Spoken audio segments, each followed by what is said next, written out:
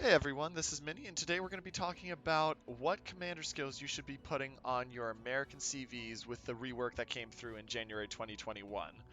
Before we get into that, a reminder, I highly recommend, as always, that you run Halsey on your Midway, especially because of the fact that you can run the commanders on multiple ships now with the different setups so that it's not affecting your ability to run Halsey on your premium battleships or Salems or such anymore. I can't stress enough, you should be running Halsey on as many ships as you can. Um, the implacable talent to get the Confederate achievement is massive. 20% quicker restoration time of squadrons and 20% quicker main battery or torp tube reload time is big, and that can be the difference in a game between winning and losing. Regarding the untraceable, getting a double strike, while not often seen, if you do get the double strike, that 10% detectability range decrease, especially comboed on a battleship with Deadeye, or with your planes to make it hard for your planes to be spotted, absolutely is worth it. Now, I have 21 points available for my Halsey. With those 21 points, the first thing I want to talk about is, in my opinion, the 9 points you must run. The 9 points you must run. These aren't the points that I think there's an option on whether you should or shouldn't, but these are the ones I say you absolutely have to run. Your first point should always be into air supremacy. Getting 5% quicker aircraft restoration time is big. If we look at our aircraft restoration times, we see that 78 seconds, 94 seconds, 72 seconds. And when I master that 1 point skill, 74 seconds, 89 seconds, 69 seconds. So a pretty big, 5% is a big boost to that. And remember, that combos along with if you get the implacable talent where you get another 20% off. So that can become massive. Now, for your second tier point, your tier 2 point, your 2 point captain skill, the first one you should always go is improved engines. Get that squadron speed up by 2.5%. You look at it, 185 knots on uh, your rockets. You got 138 knots on your torp bombers, 138 knots on your regular bombers. Master that skill, and actually we don't even need to master, we'll show the difference. So 4 knot increase on your attack aircraft, 3 knots on your torpedo bombers, and 3 knots on your regular bombers. It's big, it's worth it. That's a 2 point skill I absolutely think you have to have, because especially with sitting in the back line, you need to be able to get to ships. Plus the fact that many of the battleships now end up spending so much time sitting back at the very edge of the map because of Deadeye. You want that. Now, at the third tier, there are 2 skills I consider must-haves. The first one you need is you need to get aircraft armor. Aircraft armor is critical because that continuous AA damage reduction is going to save so many planes. As you're flying through all that AA, you can dodge the flak, but the continuous AA is going to hurt you, so being able to lower it by 10% is critical. The other one you should be grabbing is you should be grabbing Survivability Expert. Aircraft HP increase for each ship tier is big. You look at these ships and you think, okay, 1590 per rocket plane. So when I add on another 250, that takes me up to almost 1900. Takes me up to 1840, so it's a big boost. Look at your torpedo bombers. 2193 takes me up to almost 2500. Bombers, 2150 takes me once again almost to 2400. That is big and always worth it. It will help you so much, and this combination between aircraft armor and survivability expert really makes your planes just absolutely tanky. I personally usually would recommend going first if I'm sitting at only 6 points. Go for survivability expert. Getting the HP increase I think is better, though people make the argument that the aircraft armor is worth more. The reason I recommend you take survivability expert first is because AA at lower tiers isn't going to hurt you as much, but having the health is always going to be a boost to you, especially in a tier 10 ship. So having that extra 250 health on your planes is going to be worth more to you in a tier 8 game when you're getting top tier than the 10% lower AA is. But you should be taking both of those. So your first 9 points should absolutely go into this: air supremacy, improved engines, aircraft armor, survivability expert. That leaves us with 12 points. Now, you've got some options here. We're going to walk through, we're going to go with the ones I absolutely don't recommend, and then I'm going to show you my build as well as some other options you have. So the first one, bomber flight control, increased cruising speed of bombers. 5% increased cruising speed is nice. If I take it, we look at our bombers now, and our bombers have increased their cruise speed by 7 knots and their maximum speed by 9 knots. However, this is a 4-point skill. This is double the price of improved engines, and it only affects your bombers. So I don't find that worth it. The Midway bombers are amazing and I love them, but I don't think this is a 4-point skill that's worth taking. Next, we have Proximity Fuse. I love Proximity Fuse. I think it is absolutely a must-take on every single CV because the anti-torpedo protection negation is big. So that means that your torpedoes, if they're hitting the torpedo belt on a battleship at the center of the ship, which is where inevitably most of your torps will hit, they will do 10% more damage. What this means is my runs with the Midway when I've gone in and tested it against various battleships have gone from about 20,000 usual damage when I run 6 torps in to 24,000. Doesn't seem like a lot, but that's still that's still an extra 4,000 and will put you in a much better position to punch those battleships. So I think Proximity Fuse is absolutely worth it, in my opinion. Close quarters expert, not worth it on an American CV. Your secondaries aren't that good. The dispersion is nice, but you're not going to be pushing up in an American CV because you don't have the armor to do it. If this is a British CV or a German CV, that's one thing, but it's not. So I highly recommend that you guys do not take CQE. The next one is one that gets a lot of debate. Enhanced aircraft armor. 25% reduction of damage from AA shell explosions. This is a good skill. However, I find it to be worth less to me than the aircraft armor because the AA shells explosions, most of the time you are going to be dodging that flak anyway. If you run directly into the flak, that's one thing, and yeah, it'll help you there. But a 4-point skill for something that you can dodge versus a 3-point skill for something that continues AA damage that you can't dodge, take the 3-point. I don't think spending 7 points to reduce AA is worth it. Now, Hidden Menace. Hidden Menace is absolutely the worst CV skill. You should never take Hidden Menace, and here's why. It sounds great. Oh, my detectability range is 15% lower and my reload time is 20% quicker. Yes. And you say, well, it doesn't sound too bad that, my squadrons are going to take twice as long to get back to my ship. That wouldn't be too bad by itself, but what you might not realize, that 50% speed of returning air squadrons includes your planes after they do their drop climbing out of flak range. So it takes them twice as long to get out of that close range flak that they're sitting in after they drop. So you're going to lose so many planes by taking that skill. It's not worth it. It is absolutely not worth it. And then the final one is enhanced reactions, which means that you get 80% quicker time before attack. However, it takes twice as long to arrive, and you only have the consumable going for 45 seconds. I find fighters on CVs work better as spotters most of the time, so I do not recommend enhanced reactions. So that really leaves your choices down to enhanced aircraft armor or proximity fuse is my recommended. The only 4-point skill I ever take in my CV for the Midway is proximity fuse for that torpedo extra damage. So we're going to master that. That leaves us with 8 points left to spend. Now, let's talk about our 3-point skills remaining. So we have 3 3-point skills remaining because enhanced AP doesn't do anything because that only works on the Germans and the Japanese. So we're going to start from over here. The first thing is the Interceptor, which has a 10% bigger patrol radius, and it's invulnerable against hostile fighters. However, it does not attack hostile fighters, and it does not spot hostile ships.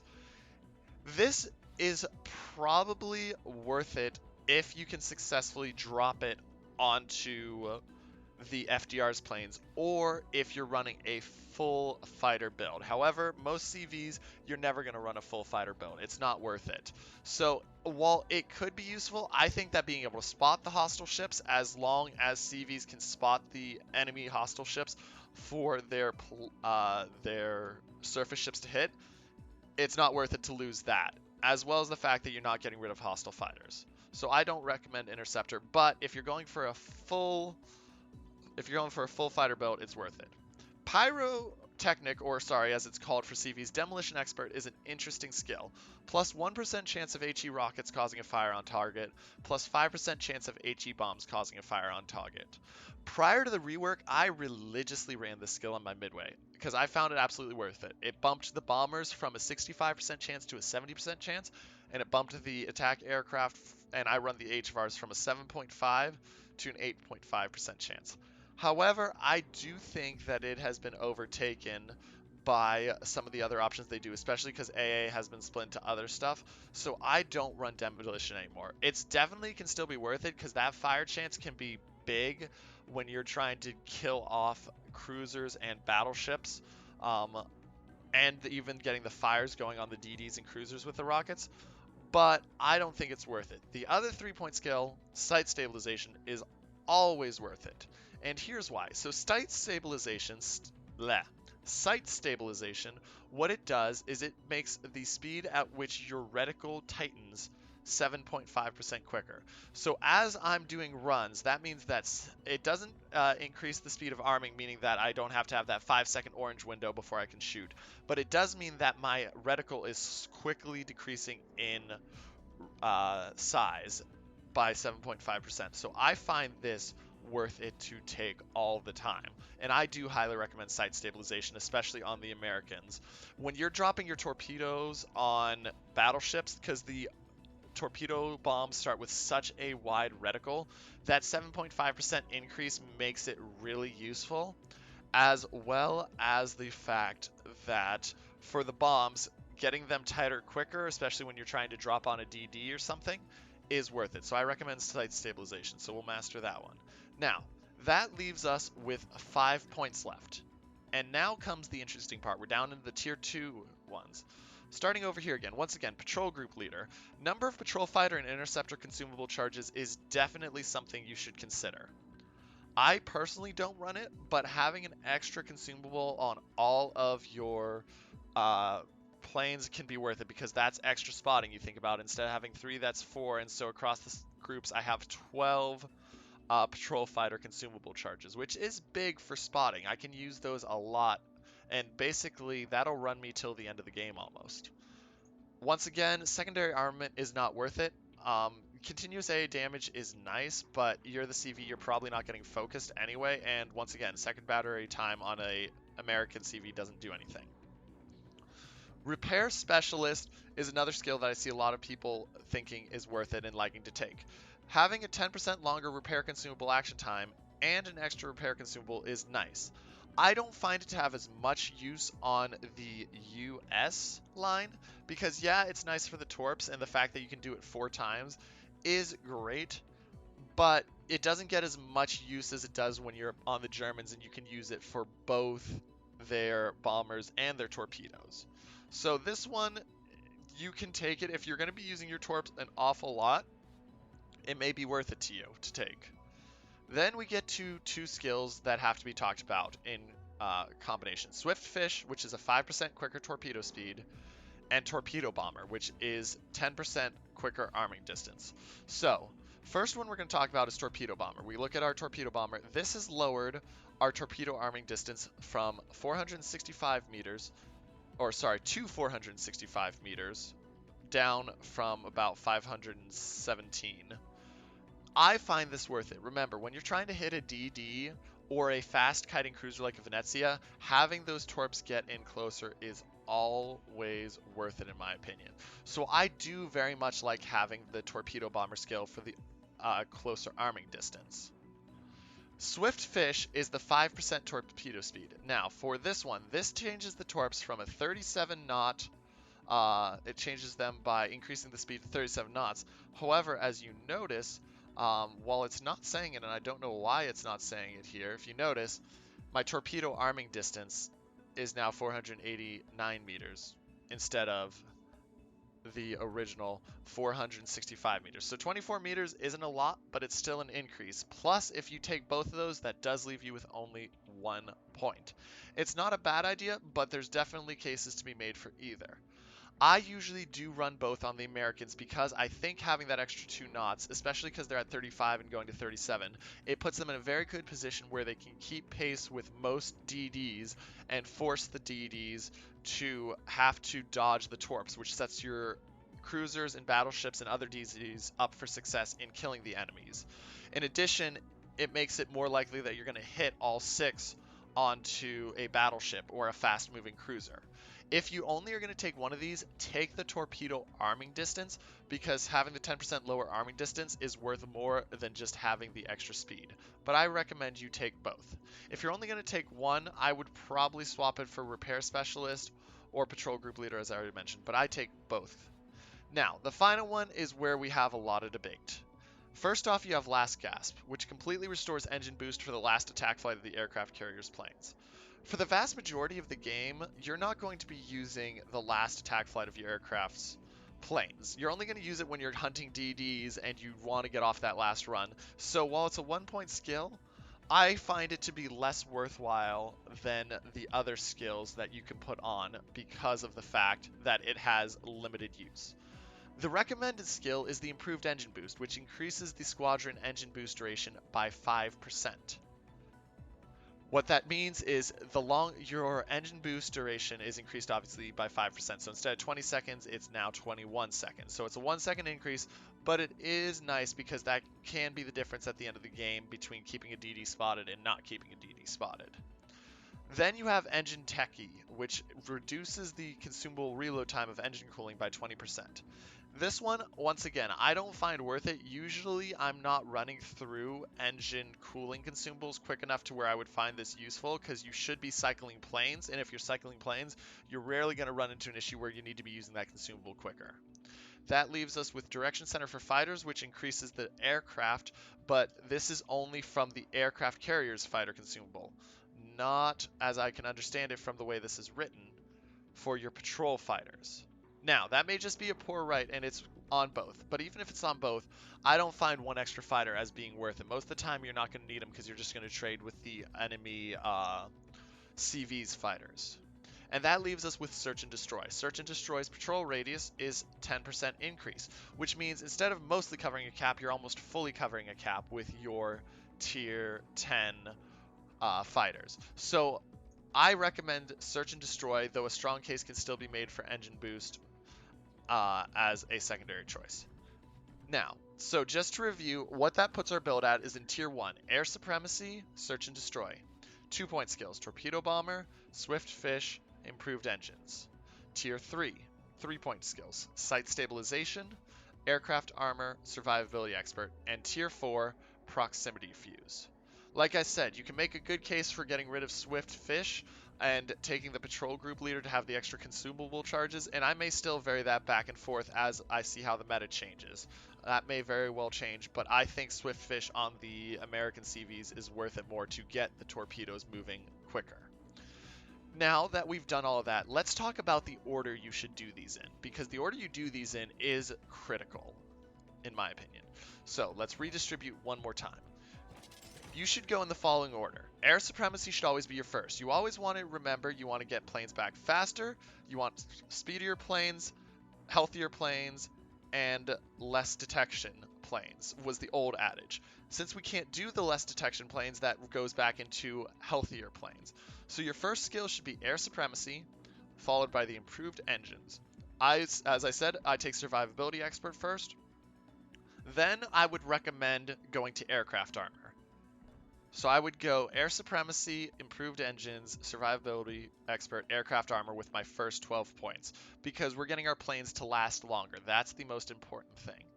Next thing I would go, and here is where there's some debate to be made, I go Sight Stabilization, because those 3 points to me, to get them being spotted quicker, is worth more to me than the damage I get from Proximity Fuse. After Proximity Fuse, after Sight Stabilization, you go for Proximity Fuse, and then I recommend you go Torpedo Bomber, Swift Fish, and close it out with Search and Destroy to maximize the efficiency of your points. So once again, just to review, Air Supremacy, Improved Engines, Survivability Expert, Aircraft Armor, Sight Stabilization, Proximity Fuse, Torpedo Bomber, Swift Fish, search and destroy in that order. And just so you can see it when it all looks mastered, there you go, that's the mastered skill. Remember, above all, while this is what I take, this is how it fits my playstyle. As you're setting up your CVs, make sure it fits your playstyle. So if you're playing more of a passive role where you want to be denying the enemy CV spotting and destroying his fighters and planes, you might want to run a patrol build, which I don't recommend because that's not how I want to play. You might not use the torps as much. You might say, hey, I'm using the bombs and I'm using the rockets a lot, but I'm not really going to use the torps, in which case then right here you've got 8 points you can swap out easily for bomber, flight control, demolition expert, and improved engine boost or something. So you've got options, but you've got to cater it to your playstyle. Hope you enjoyed the video. Make sure to hit that like button beneath and make sure to subscribe to the channel and keep an eye out for more videos coming out and check for them because they may already be out by the time you watch this. This is Minnie, signing off.